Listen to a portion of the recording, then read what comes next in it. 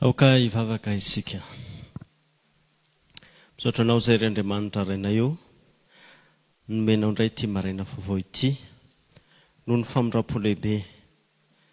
Sady Jesosy Kristy koa dia mpamindra fo sy nakanay ho an'ny tenany teo amin'ny azo fijaliana izany. Misaotra anao zahay noho izany famindram-po mahatoky ao amin'ny Jesosy Kristy izany. Irao ny fanenao masina, hanokatra ny fonay, hiainonay ny teninao, hitondra finoana sy fibebahana ao anatinay. Tsarovy indrindra ny Jesosy, ny tsy salama, ary ireo manana olana maro samihafa. Aoka ho tsapanay fa izany no ny aretanao, izany no nitondranao ny entanay teo amin'ny azo fijaliana. Misaotra anao koa izay no ity maraina ity, izay azona mandre teny pasoavana, ary izay rehetra mandreany dia mba hitondra fibebahana sy fampahirezana feno. Tsarovy koa ireo izay manana olana maro samihafa ankehitriny, ianao Jesosy Tompo izay tsy nandao azy no mbola ampahery azy hatrany. Dia apetraka am-pelantananao ny fiainan'ny tokantrano tsirairay avy, fiainan'ny kristianina, fiainan'ny vahoaka malagasy. Amin'ny anaranao Jesosy no angatana izany. Amen. Ny tenin'Andriamanitra izay anjarantsika amin'izao maraina vaovao izao dia ao amin'ny Hebreo 5, andininy voalohany ka hatramin'ny fahaefatra. Hebreo 5, andininy voalohany ka hatramin'ny fahaefatra, mivaky toy izao ny teny amin'ny anaran'i Jesosy. Fa ny mpisorona be rehetra dia alaina amin'ny olona, ka tendrena hosolon'ny olona hanao ny raharan'Andriamanitra, hanatitra fanomezana sy fanatitra hanavaka ota. Dia olona izay mahay mitondra mora, ny tsy mahalala sy ny mania, satria ny tenany koa dia mba hodidin'ny fahalemena ihany. Ary noho izany dia tsy maintsy hanao fanatitra hanafaka ota ho an'ny tenany koa izy, toy ny ataony ho an'ny olona ihany. Ary tsy misy maka izany voninahitra izany ho an'ny tenany, afa-tsy izay antsoin'Andriamanitra tahaka ny arona. Ray masinao manamasinanay amin'ny fahamarinana, ny teninao ny fahamarinana. Amen. Ry havana malala ho aminareo rehetra ny fahasoavana sy ny fiadanana avy amin'Andriamanitra rentsika sy Jesosy Kristy Tompo. Amen. Ny tenin'Andriamanitra izay anjarantsika dia ao anatin'ilay fampitahana an'i Kristy sy ny mpisorona be tamin'ny andron'ny testamenta taloha izany. Izany no rentsika amin'ny tenin'Andriamanitra manomboka hatreo amin'ny 4, ny andininy 7 izany. Isika amin'ity maraim-baovao ity dia toloran'i Jesosy fampahirezana amin'ny alalan'ny fandiniana izay ny antsoin'Andriamanitra ny mpisorona be tao amin'ny testamenta taloha sy nahatanterahany izany ao amin'i Jesosy Kristy. Zavatra 3 no ambaran'ny tenin'Andriamanitra eto ny amin'ny mpisorona be tao amin'ny testamenta taloha. Voalohany dia nalaina tamin'ny olona izy. Faharoa dia tendrena hosolon'ny olona hanao raharan'Andriamanitra hanatitra fanatitra. Ary ny fahatelo dia olona mahay mitondra mora, ny tsy mahalala sy ny mania, izany hoe ny mpanota izany. Ireo no toetra izay na ireo no fepetra izay nambaran'ny tenin'Andriamanitra eto ho nakana ny mpisorona be. Ny voalohany amin'izany dia ny hoe ny mpisorona be dia nalaina tamin'ny olona ary voantson'Andriamanitra. Izao voalaza ny tantara voalohany 7:20 andininy 7:20. Ary arona natokana ka no hamasinina ho masina indrindra dia izy sy ny taranany mandrakizay handoro didikazo manitra eo anatrehan'i Jehova sy hanao fanompoam-pivavahana ho azy ary tsodrano amin'ny anarany mandrakizay. Ireo no ny antsoina anyarona sy ny taranany mandrakizay. Izany no voalaza ny tenin'Andriamanitra eto. Ary izany fiantsoana izany dia masina amin'Andriamanitra. Tsy mba zavatra kely izany amin'Andriamanitra fa izay no fidiny, izany no ekeny hanao izao raha pisoronan izao dia hiarona sy ny taranany zany. Tsy mifidy tena nefa izy ireo, fa Andriamanitra arak'izany no nifidy azy. Inona no hataony araka izay voalaza eto dia izao: handoro didikazo manitra eo anatrehan'i Jehova. Zany hoe mba hisy fofona manitra avy amin'ny olona ho ankasitrahana eo anatrehan'Andriamanitra, satria ny fofony fahotana izany no manamaimbo izany eo anatrehan'Andriamanitra, ka tsy misy fankasitrahana eo anatrehan'Andriamanitra ho an'ny olona mpanota.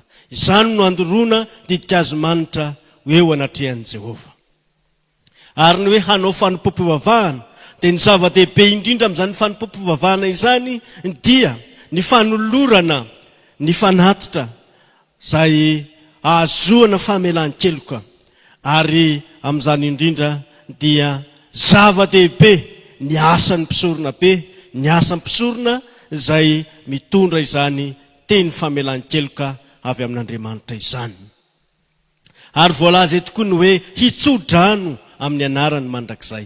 Io ilay lazana amin'ny teny mahazatra antsika hoe tsodrano aronika, na ny fanao ny arona, satria izy sy ny taranany no natao hitsodrano arak'izany.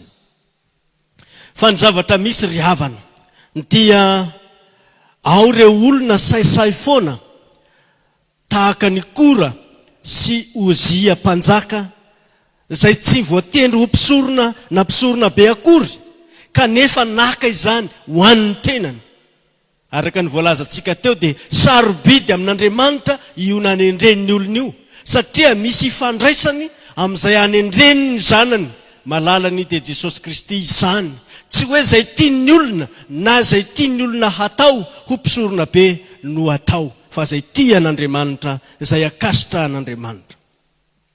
Ahoana moa ry havana ny tantaran'ny Kora sy ny namany? 500 izy ireo no nikomy tamin'ny Mosesy.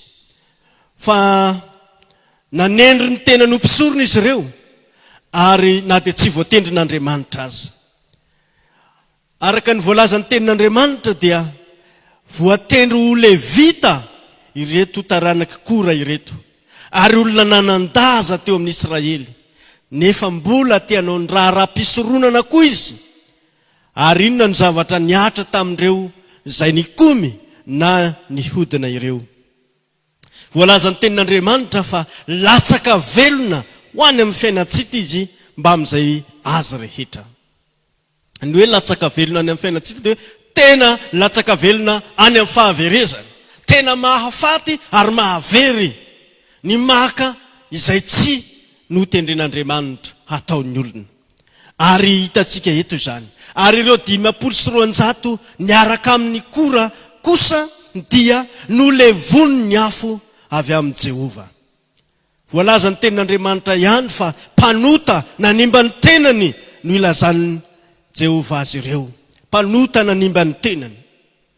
Ary dia ho fahatserovana ho an'ny zanak'Israely mba tsisy olo-kafa afa-tsy ny taranaka arona ihany no azo manakaiky an Jehova handoro ny didikazo manitra eo anatrehan'i Jehova.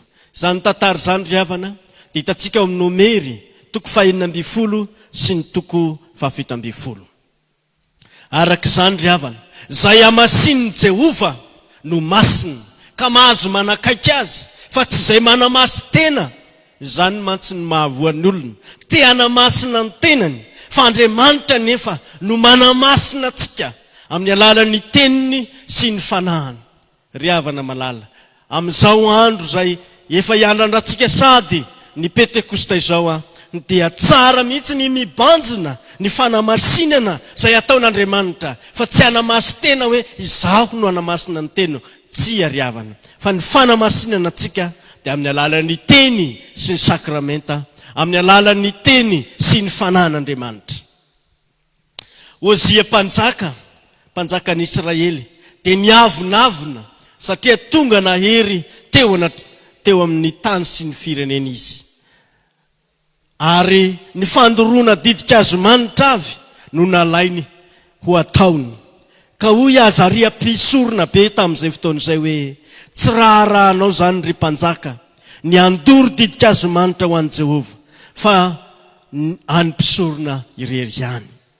Dia ny taranaka Arona izay no amasinina andoro izany didikazo manitra izany. Izany nataon'ny Ozia mpanjaka izany dia lazainy soratra masina fa fivadiana amin'ny Jehovah Andriamanitra. Hitantsika amin'izany ary ny mahasarobidy izao fifidianan'Andriamanitra izay ho mpisorona be izao.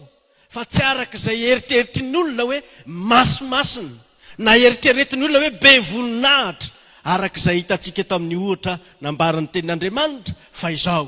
Araka izay safidin'Andriamanitra dia tahaka ny Arona, dia Arona sy ny taranany izany. Inona ny vokatry ny izany fanotana na nandikan'ny Ozia mpanjaka ny sitrapon'Andriamanitra izany? Tonga boka mandra-pahafatiny i Ozia mpanjaka. Hitantsika amin'izany ny hoe boka dia maloto eo anatrehan'Andriamanitra, tena mampaloto eo anatrehan'Andriamanitra, na ny avonavony na zay fanaovana ny tsy voatendrin'Andriamanitra ho atao.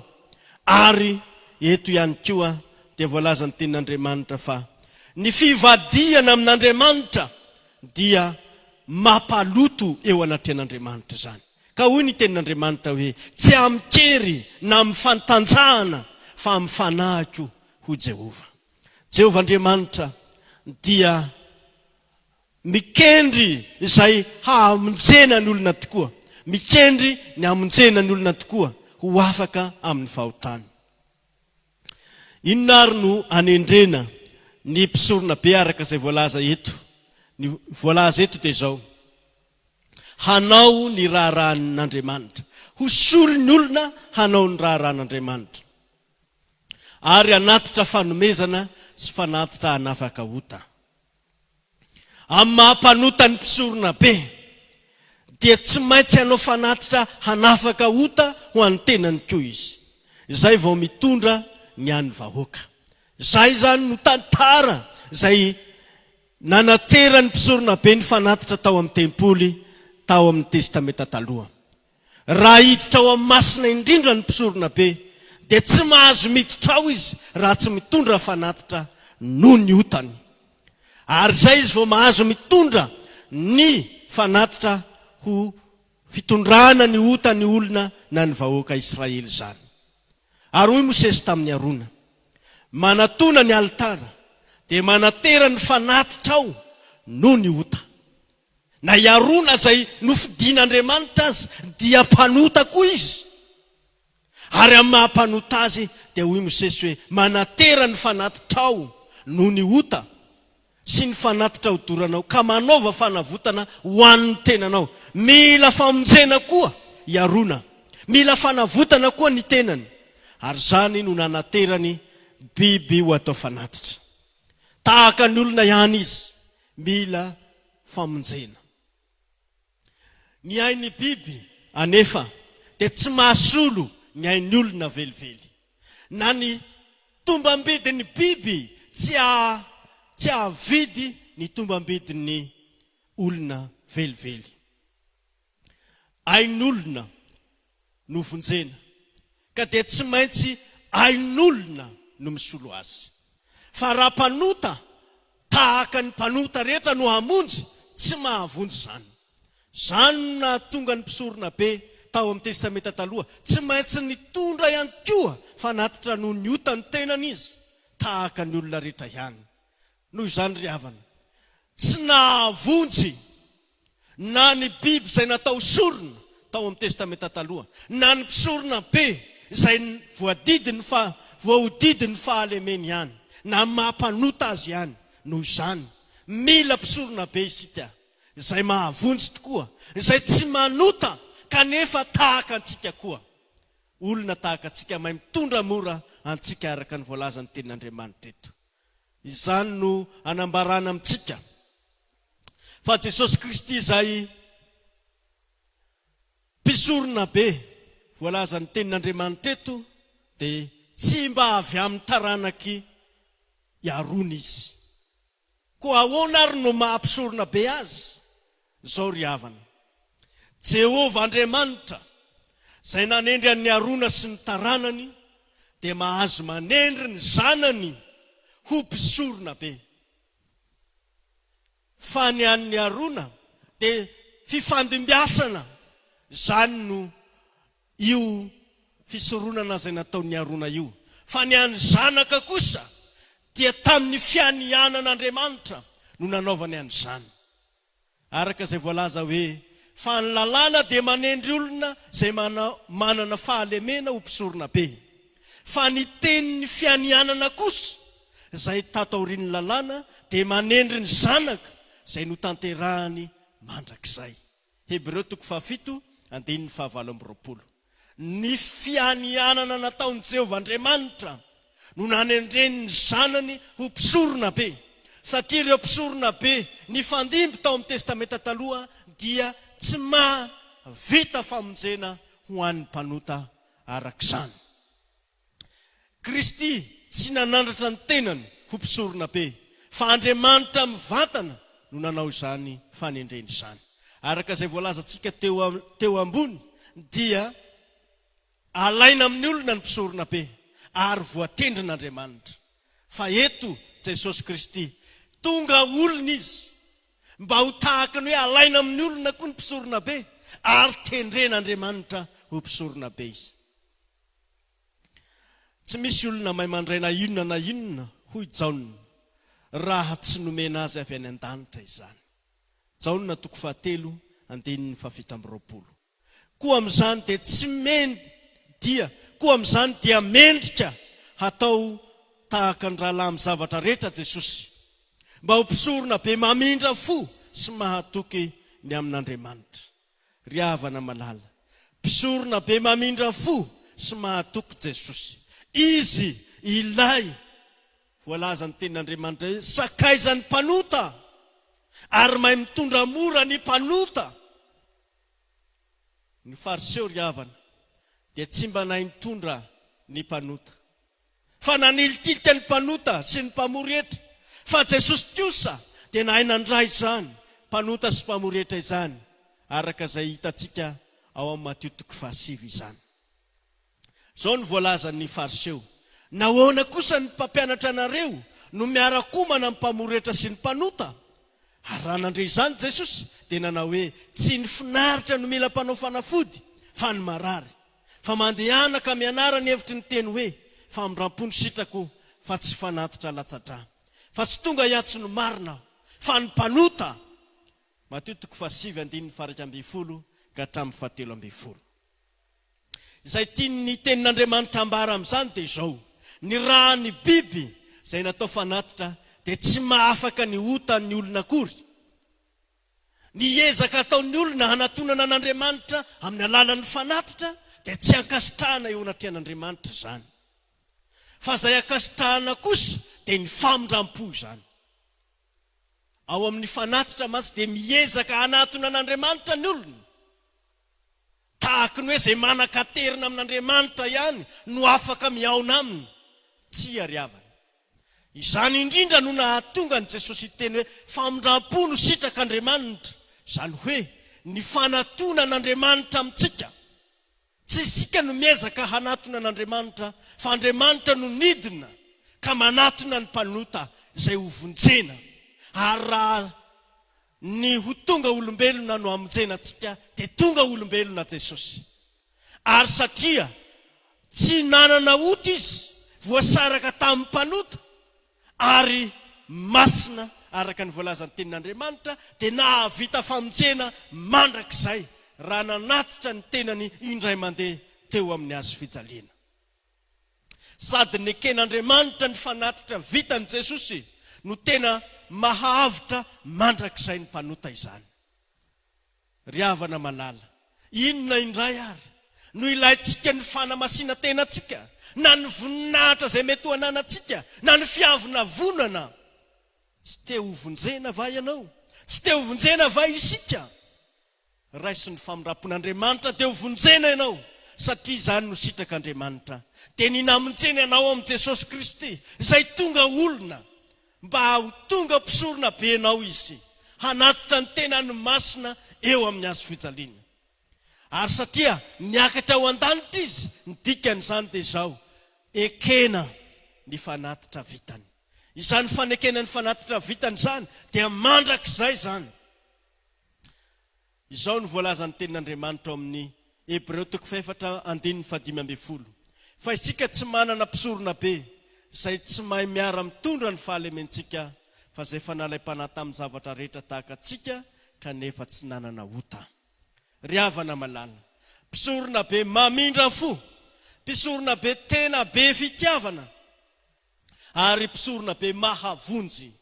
Sady tsy nila fanatitra noho ny ota ny tenany izy satria tsy nanota, ary tsy nitondra biby ho atao sorona isolo anao izy, fa ny tenany mihitsy no nentiny teo amin'izany azo fijaliana izany. Zany ary no mendrika ho antsika lay masina, tsy misy tsiny, tsy misy loto, voasaraka tamin'ny mpanota, natao avy noho ny lanitra, izay tsy mila hanatitra fanatitra isan'andro tahaka ny nataon'ny mpisorona be tao amin'ny testamenta taloha, fa mitondra ny tenany masina teo amin'ny azo fijaliana. Ary zao izy dia mitondra ny raha ny fanekena mandrakizay ao an-danitra, ary zany no mahamandrakizay ny famindram-pony sy ny famonjena izay nataony. Satria mandrakizay ilay mpisorona betsika, mandrakizay koa ny fisoloany, mandrakizay koa ny fanavotana izay vitany. Kristy ilay masina ary nanaiky hitondra ny otatsika tamin'izany tenany masina izany, dia nanatitra ny tenany teo ambony azo fijaliana hahafaka ny otantsika. Raha ny biby aza no noheverina mba hitondra fanavotana ho an'ny olona izay nanota tao amin'ny testamenta taloha, mainka ry havana ny rahan'ny zanak'Andriamanitra, ny rahan'ilay masina mahavita mandrakizay ny famonjeny izany ho an'izay manatona azy, ho an'izay manaraka azy. Ry havana malala, atsoy ny tenin'Andriamanitra isika hanaraka ny olona mpisorona be tsika io, fa io no mahay miara mitondra amintsika ny fahalementsika. Sa hoentinao aiza zany fahalemenao zany? Sa ho atolotra ho aniza zany fahalemenao zany? Ry havana malala, Jesosy Kristy no mahay mitarika ny mpanota hanatona azy amin'ny herin'ny fitiavany sy amin'ny alalan'ny fanahiny masina. Meteza ho tarian'ny fitiavan'Andriamanitra ny fitiavan'i Jesosy Kristy, ary meteza ho tarian'ny fanahy masina mba hanatona ny mpisorona be mahavonjy io. Raha ivelan'i Jesosy isika dia hitoetra amin'ny ota ihany, ary ho faty amin'ny fahafatesana ihany, tahaka an'ireo ohatra nalaitsika, tahaka ny kora sy ny namany, nidina mivantana nakany amin'ny fiainantsika, nakany amin'ny fahaverezana. Ry havana malala, ho very tokoa izay miavinavina, ho very tokoa izay manao ny tenany ho zavatra, tsy mila ny famonjen'i Jesosy, fa anio izy dia mitaona ny olona rehetra hanatona azy, ary izany no famindram-pony aminao. Ry havana malala, tsy tahaka ny taritarian'ny Babiloniana ny babo avy any Jerosalema ho an'ny Babilona no hitarian'Andriamanitra antsika, fa tahaka ny mpiandrondry tsara mitondra mora ny andian'ondry. Ondry ny Jesosy ianao, ondry izay vidiny rany ianao, ary ataony eo atsoriny ianao rehefa hitany, ary hifaliany lanitra ianao.